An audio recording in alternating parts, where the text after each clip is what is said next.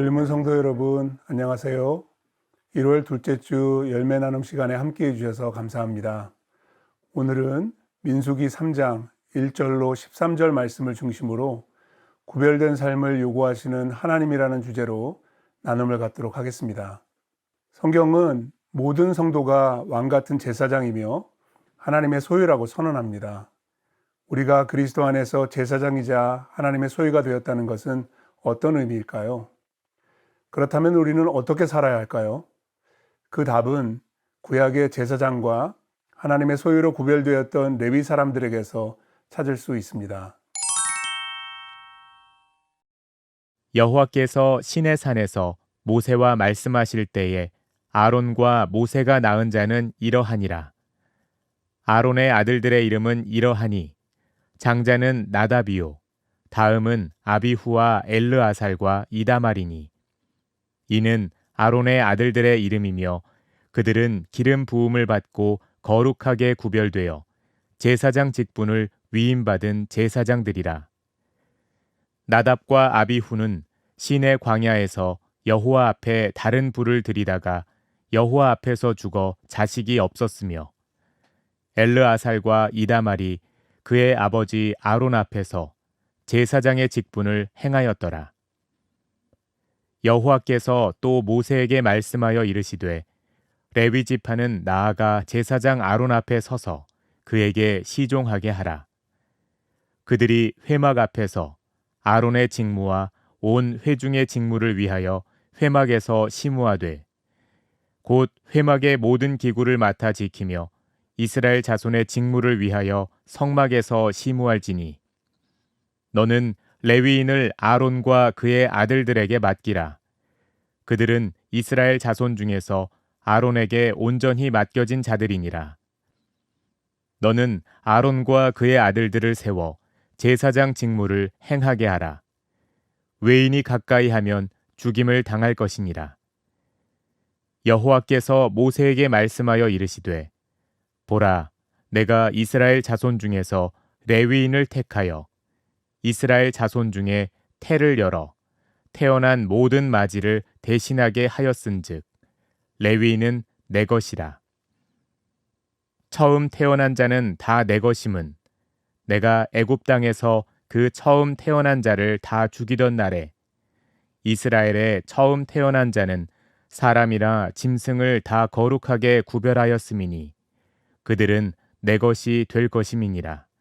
나는 여호와이니라. 오늘 본문 말씀은 레위 지파의 족보와 각 가문들 그리고 그들의 직무를 설명합니다. 1절로 4절 말씀에 아론과 그의 아들들이 소개되는데요. 아론의 아들들이 기름 부음을 통해 위임받은 직분은 무엇입니까? 그 직분은 제사장이죠. 3절 말씀을 읽어보도록 하겠습니다. 이는 아론의 아들들의 이름이며 그들은 기름 부음을 받고 거룩하게 구별되어 제사장 직분을 위임받은 제사장들이라. 기름 부음을 받는 것은 구약에서 매우 중요한 의미를 가집니다. 제사장 외에 선지자와 왕에게 관유를 부었죠. 예수님을 메시아 곧 기름 부음 받은 자로 호칭하는 것은 그분이 이 삼중직의 성취자로 이 땅에 오셨음을 말해줍니다. 그래서 제사장은 그리스도를 예표하는 직분이 되죠. 아론의 아들들은 기름 부음을 받았을 뿐만 아니라 제사장 직분을 위임받았습니다. 여기서 위임받다로 번역된 히브리어를 직역하자면 손을 채우다라는 뜻입니다. 즉 하나님께서 아론의 아들들의 손에 제사장의 직무를 감당할 수 있는 권위를 주셨다는 것을 의미합니다. 그런데 하나님이 맡겨주신 이 직분을 제대로 감당하지 못한 사람들이 있었습니다. 나답과 아비후인데요. 그들이 시내 광야에서 죽은 이유는 무엇입니까? 자, 4절 말씀을 같이 보시겠습니다. 나답과 아비후는 시내 광야에서 여호와 앞에 다른 불을 들이다가 여호와 앞에서 죽어 자식이 없었으며 엘르아살과 이다말이 그의 아버지 아론 앞에서 제사장의 직분을 행하였더라. 나답과 아비후는 여호와 앞에 다른 불을 들이다가 죽었습니다. 여기서 말하는 다른 불이 무엇을 의미하는지 확실하지는 않은데요. 성소에서 사용되는 모든 불은 제단에서 취한 불이어야 하기 때문에 다른 불은 아마도 제단이 아니라 다른 곳에서 취한 불이라는 뜻으로 이해해 볼 수 있겠습니다. 제사장은 백성의 대표로서 제사를 드려 백성의 죄를 속하고 하나님의 성소로 나아갔습니다. 이처럼 거룩하고 존귀한 의미를 갖는 직분이었기 때문에 제사장은 그 직분에 걸맞는 성결함이 요구되었죠. 그 제사장직을 자기 마음대로 행한 나답과 아비후가 비극을 맞은 이유가 바로 여기에 있습니다. 이런 내용을 배경으로 나눔 질문을 한번 생각해 보면 좋겠습니다. 나답과 아비후가 말씀을 어기고 자의적으로 제사를 드리다가 죽임을 당한 데서 알 수 있듯이 제사장에게는 더욱 순결한 삶과 철저한 순종이 요구되었습니다.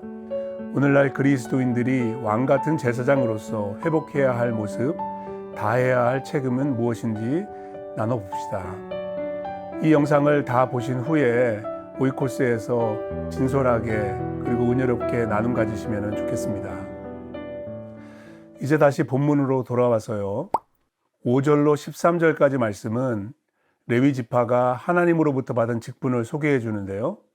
하나님은 레위 사람들이 제사장의 직무를 돕도록 하시는데 그렇다면 레위인의 역할은 무엇이었을까요? 8절 말씀을 보시겠습니다. 곧 회막의 모든 기구를 맡아 지키며 이스라엘 자손의 직무를 위하여 성막에서 심호할지니 라고 했습니다. 레위 지파의 임무는 제사장들의 직무를 돕는 일 외에 성막을 관리하고 제사장들의 제사를 돕는 일을 했습니다. 8절에 언급된 이스라엘 자손의 직무란 성막에서 수행해야 할 준수사항, 즉 제사와 예물 봉헌 시에 지켜야 할 지정된 절차를 말합니다. 백성들이 제사를 드리러 성막에 오면은 레위인들의 안내와 도움을 받으며 제사장 앞에서 제사 순서에 따라서 제물을 바쳤던 것 같습니다.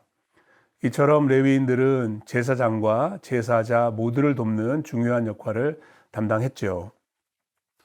제사장 외에 다른 이가 성소에 가까이 나가면 어떻게 됩니까? 레위인들이 제사장들을 도와 회막 앞에서 섬기는 직무 중에 중요한 한 가지는 회막 그 자체를 보호하는 것이었는데요. 10절 말씀을 보시기 바랍니다.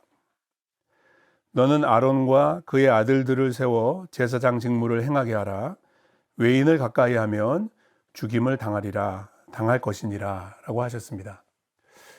레위 사람들은 12지파가 성막을 중심으로 진영을 펼칠 때 각 지파들과 성막 사이에 진영을 마련하고 외인들이 성막으로 가까이 오지 못하도록 물리적으로 지켜야 했습니다.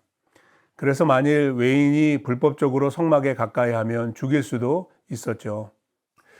구약의 레위인들처럼 신약의 성도들은 교회가 거룩하신 하나님의 처소가 되고 예배 공동체가 되도록 세속적인 가치관이 스며들지 못하게 모든 힘과 정성을 다해 공동체를 지켜야 할 줄로 믿습니다. 그렇다면 레위인은 누구를 대신하여 하나님 앞에 구별되었을까요? 자, 본문 12절 말씀을 보시겠습니다. 보라, 내가 이스라엘 자손 중에서 레위인을 택하여 이스라엘 자손 중에 태를 열어 태어난 마지를 대신하게 하였은즉 레위인은 내 것이라. 아멘. 출애굽 당시 하나님께서 애굽의 모든 장자를 죽이실 때 이스라엘의 장자를 살려주셨습니다. 그때 하나님은 이스라엘에 있는 모든 장자와 초태생이 하나님께 속하였다고 선언하셨죠. 레위인들이 하나님께 온전히 구별되어 드려진 존재가 된 이유는 그들이 이스라엘의 모든 장자를 대신하여 하나님께 드려진 것이기 때문이었습니다. 레위인들은 이스라엘이 세상 가운데 선택된 하나님의 소유라는 것을 이스라엘 안에서 기억하게 하는 지파였습니다. 12지파 중에서 레위인만을 하나님이 소유로 구별하여 삼으신 것을 보면서 이스라엘은 자신들이 만국 중에서 특별한 사명과 목적을 위해 구별된 자들임을 깨달아야만 했죠.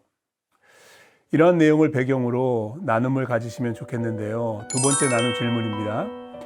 하나님은 공동체의 예배를 위해 레위인을 따로 구별하셨습니다. 그만큼 예배는 공동체에게 중요한 일입니다. 예배의 중요성을 실감한 경험이 있으면 나눠보고 또 온전한 예배를 드리려면 어떤 준비와 노력이 필요한지 나눠보시기 바랍니다. 그리고 한 가지 더, 레위인이 유월절 어린 양의 피로 죽임을 면한 마다들을 대신하여 하나님의 것이 되었듯이 예수님이 자신의 피로 사서 하나님께 드리신 우리도 하나님의 소유입니다. 하나님의 소유가 되는 것과 하나님의 소유로 사는 것이 어떤 의미인지 이야기 나눠보시기 바랍니다. 오늘 우리가 민수기 3장 1절로 13절 말씀을 통해서 구약의 제사장들과 레위인들의 직분과 사역에 대해 살펴보았는데요. 이 말씀을 중심으로 은혜 풍성한 나눔의 시간이 되시길 바라고요. 우리가 거룩하신 하나님을 참되게 예배하는 예배자가 되고 또 그런 공동체를 세워나가는 그런 귀한 시간이 되기를 간절히 바랍니다. 감사합니다.